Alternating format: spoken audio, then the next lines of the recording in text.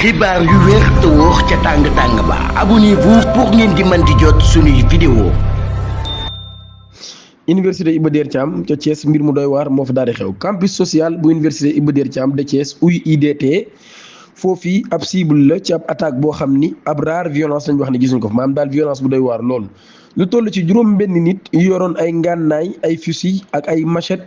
ñoom ñi ñoo daal di dugg foofee ba 3 heures du matin jotee ci ab site boo xam nag site de la voie de contournement nord lañ koy wax. waaye nag foofu yi daal ci lañ daal di tiitalee xale yi ba ñoom ñi ñëpp ñu nekk ci ak njàqare gu doy waar lool jamono ba nga xamee ne étudiants yi sax ñoom ñu ngi doon nelaw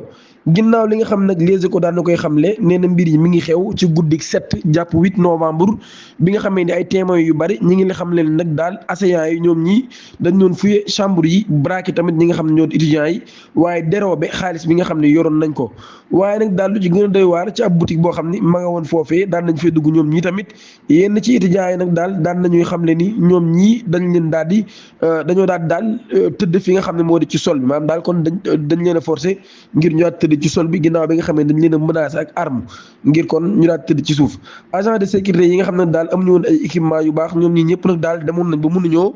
défendre ñi nga xam ni ñoom lañ doon protéger ak attaque bu doy waar boobee nga xam ne daan nay amoon loolu nag di wane ab déviance bu am ci dispositif sécuritaire boobee le journal bi tey ba tey di xam ne nag daal étudiant ak responsable yi ñu ngi dénoncé nag daal loolu yi depuis bu yàgg ba léegi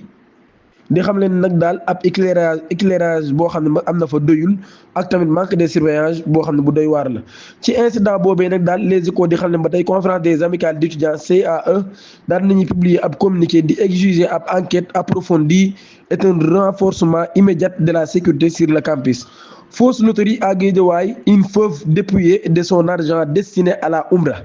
koo xam nag daal borom këram dafa génn àdduna kooki la ñu dóor xaalisam ci ab fausse loterie boo xam ne xaalis la bu mu waroon a demee jee Umra moom mii nag daal dafa dem ci ab condoléance il se rendait à des condoléances à Guédiawaye. A Ndiaye, une veuve de 47 ans a vécu une journée cauchemardesque loolu la daal di xamle mi nga xaw le 3 novembre ginnaaw bi nga xam ne nag daal dafa wàcc ci bis bi rond point Malibu ñu daal di koy abordé par un homme lui vantant une prétendue promotion sur des appareils électroménagers rapporte l'Observateur dans son édition de ce samedi. ci ab tente installée à proximité une fausse loterie était organisée à proposant des enveloppes à des prix allant de 10 000 à 100 de 10 000 à 1 million. foofu bi nag daal ginnaaw mu daal di dugal lu toll ci 42 000 francs CFA ci loolu lii nag daal mu daal di remporter ab réfrigérateur boo xam ne ma ngay jar 50. loolu lii nag daal moom moo ko daal di excité ci la nag daal di duggee ci ab piège escroc bi daal koy encouragé ak ab complice bu mu àndaloon ginnaaw ba moom mii mu daal di dugal lu toll ci 10 000 francs CFA ginnaaw ba mu gañewaat 20 000 francs CFA moom mii nag mu jàpp ne kon mën naa décrocher ab gros lot ci la nag daal defee ab transfert bu 400 000 francs CFA malgré doute yi nga xam ne amoon na ko lu jiitu muy envoyé xaalis bi waaye ginnaaw ba nag daal daan na koy envoyé bi mu ko envoyé moom mi daal di tenté nag ngir daal di gagné ab mise bu toll ci 800 000 francs CFA loolu nag mu daal di solliciter son fils ngir nag daal mu daal di koy ordonné mu amal ay waxtaan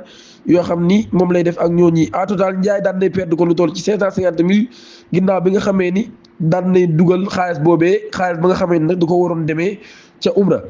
Ayib Daffé, le ministre Abdourahmane Diouf doit prendre ses responsabilités loolu yi la Ayib Daffé daal di xamle secrétaire général du PASTEF et président du groupe parlementaire au pouvoir à l'Assemblée nationale daan nay prononcé ci polémique bi am de daal di xamle nag daal kii nga xam ne moo di ministre de l'environnement Abdourahmane Diouf dafa évoqué woon l'idée de justice de réconciliation une sortie qui a alimenté débat et crispation au sein de la majorité. Au cours de l'émission En vérité sur Radio Sénégal, Ayib Daffé daan nay soutenir qu'un membre du gouvernement se doit de respecter le principe de collégialité mais nag daal kon dafa war a respecter li nga xam ne kon ñoom loolu la ñu tënk ab ministre warul dafa war nag daal nekk koo xam ne ku solidaire lay doon ak ñi nga xam ne ñoo di gouvernement bi. Abdourahmane Diouf dafa wax ci ab jugé boo xam ne nag daal